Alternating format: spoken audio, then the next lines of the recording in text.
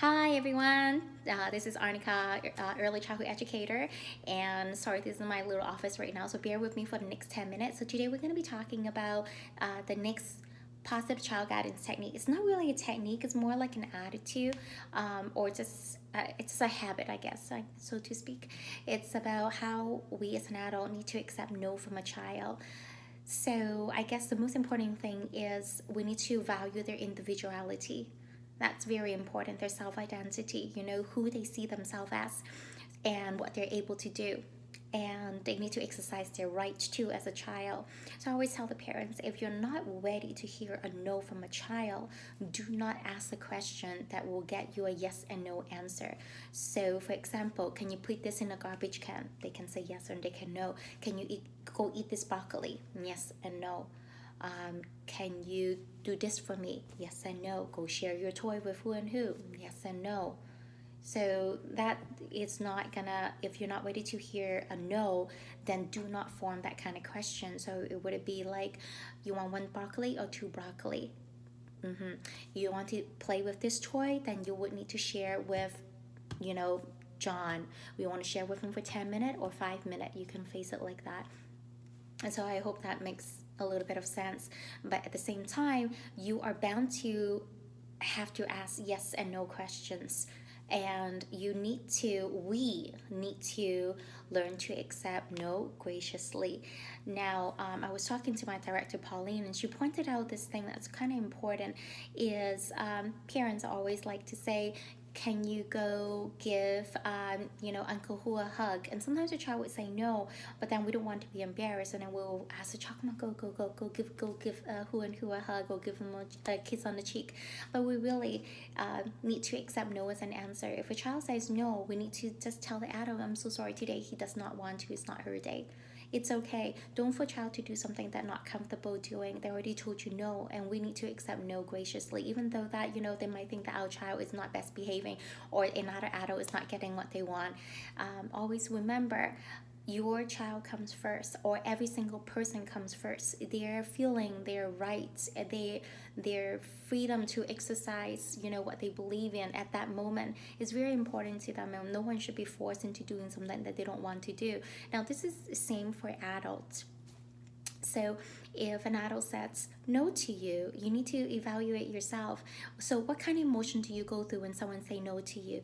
Are you gonna get angry? Are you gonna get upset? Are you gonna use your manipulative way? Are you gonna do bargaining? Are you gonna do blackmailing? Are you gonna do threats? So you need to think about that, because if you exercise any of those, you need to see if you do that for your child, because I've done that with my son before, and I have kicked myself many times. So for example, if he doesn't do something I want, earlier on, before I was an early childhood educator, I was very quick to say, I'm going to go tell your dad. It becomes a threat.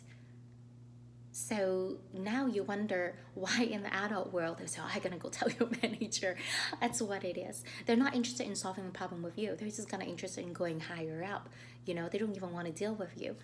But that's not, we don't do that way, because if a problem begins here, we should solve a problem here, instead of involving a third party. So we always try to solve the problem first with the party before going higher up.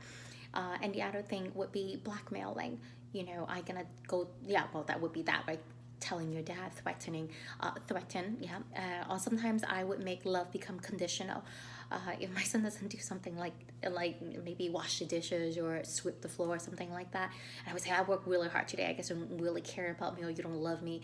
And I realized that after a while, it was very, very wrong to say something like that, because now I'm putting a condition into our love, into something that, well, basically it becomes measurable, and to a child could be very hurtful, because sometimes they felt like, well, there's no point, because it's never enough for you. Especially with love, we have to be very careful. Love, I really believe, should be unconditional love. With children, it should be unconditional love. With adult, I also argue it has to be unconditional love up to a certain point. Okay, like as an abuse and whatnot, it should not be allowed. But we should have unconditional love, just like children. But anyway, go back. That's totally off topic. So go back with children.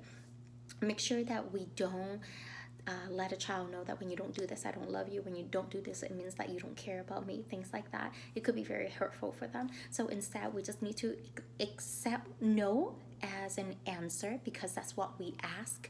If you're not prepared to say it, don't ask that kind of question. And once you let those questions out, you just need to suck it up like an adult would, and just walk away.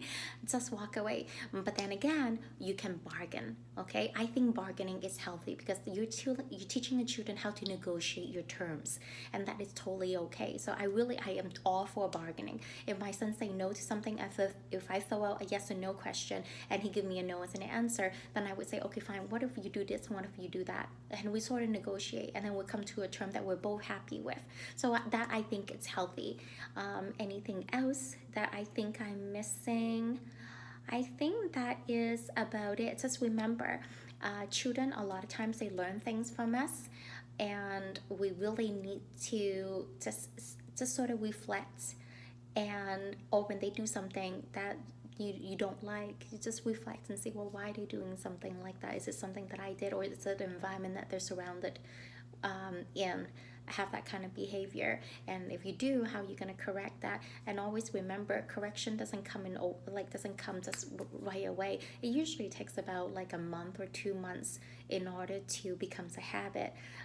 So I think that's all I need to tell you guys. Make sure to value your child's individuality, value their rights. Just make sure no means no. Okay, don't twist a no become a yes, or yes maybe, because we always tell children, when someone says no, it means N-O, no. And as an adult, we should be able to accept it too. When someone say no, it means no, no, not no maybe. Or if you're open to negotiation, then you need to be very clear and tell them that it's okay if we, amend the terms or something like that, okay? Or just format out questions so you can get what you want, but both party benefits. Okay, all right, I hope it makes sense, okay? Talk to you guys later. Bye-bye.